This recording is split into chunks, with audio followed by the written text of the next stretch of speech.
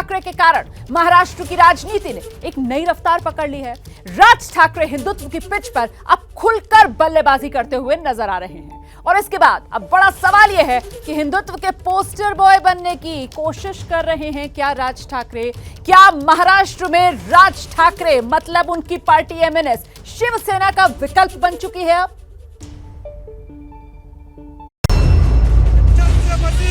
शिवाजी महाराज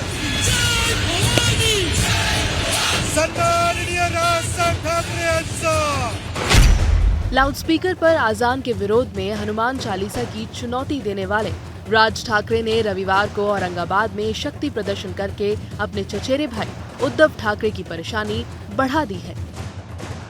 जिथे जिथे यांचे लाउडस्पीकर लागतील त्यांच्या समोर दुप्पट आवाजाने तिथे हनुमान चालीसा तुमची लागलीच पाहिजे। विनंती करून जर समजत नसेल तर आमच्या समोर दुसरा पर्याय उरत नाही। लाउडस्पीकर तुमच्या धर्मामध्ये बसत नहीं। लाउडस्पीकर जैसे मुद्दे पर आक्रामक रुख राज ठाकरे की नई नीति है, लेकिन इसमें महाराष्ट्र की राजनीति के राज छिपे हैं। 4 तारखेपासून ऐकणार नाही।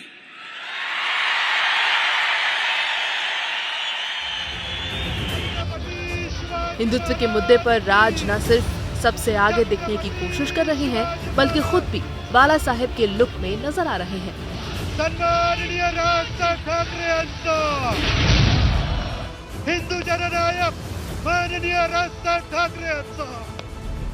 सियासी सुर के कारण राज ठाकरे की बीजेपी से नजदीकी बढ़ रही है। शिवसेना से गठबंधन खत्म होने के बाद बीजेपी को महाराष्ट्र में एक साथी की जरूरत है और बीजेपी को राज ठाकरे में शिवसेना की भरपाई का भरपूर स्कोप नजर आ रहा है। यही वजह है कि राज ने खुद को महाराष्ट्र और मुंबई तक सीमित नहीं रखा। मुंबई में उनके अयोध्या दौरे तक को लेकर पोस्टर लग गए हैं, जिसमें 5 जून को उनके अयोध्या दौरे का जिक्र है। इस पोस्टर में भी राज ठाकरे को बाला साहेब जैसे लुक में दिखाया गया है।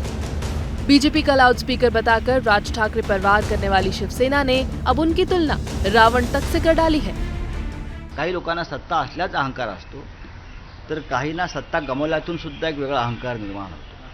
विरोधी पक्षाच्या अंगात जो रावण संचारलेला आहे त्यांनी त्या रावणाचा अंत करावा आधी आणि मग महाराष्ट्राच्या देशाच्या प्रश्नावर बोलावं। वहीं उद्धव ने तो राज के भगवा आवरण पर चुटकी भी ले ली। बाकी बोलायचंय ते 14 तारखेला बोलणार आहे।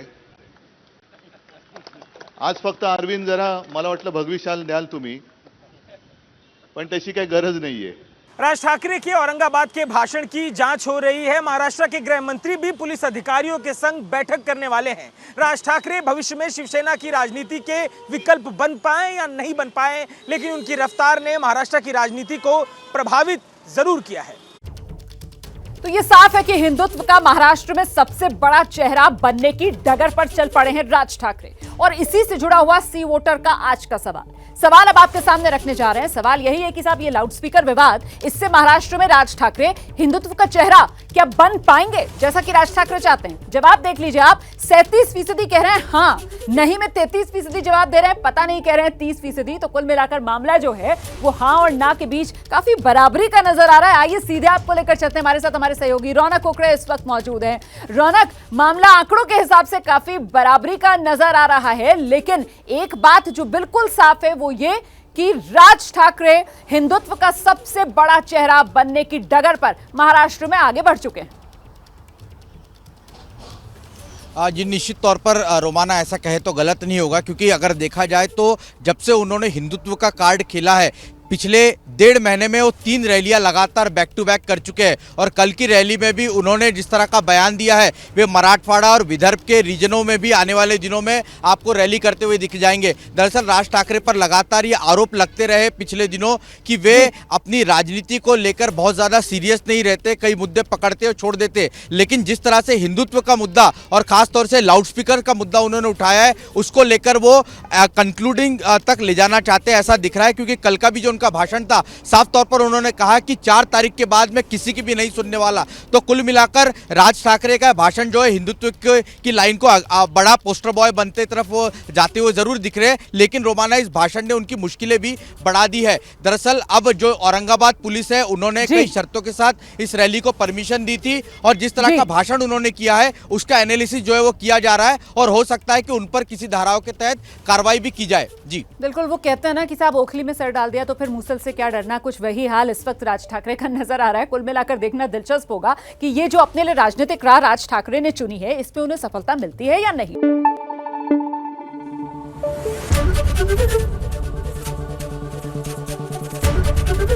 एबीपी न्यूज आपको रखे आगे।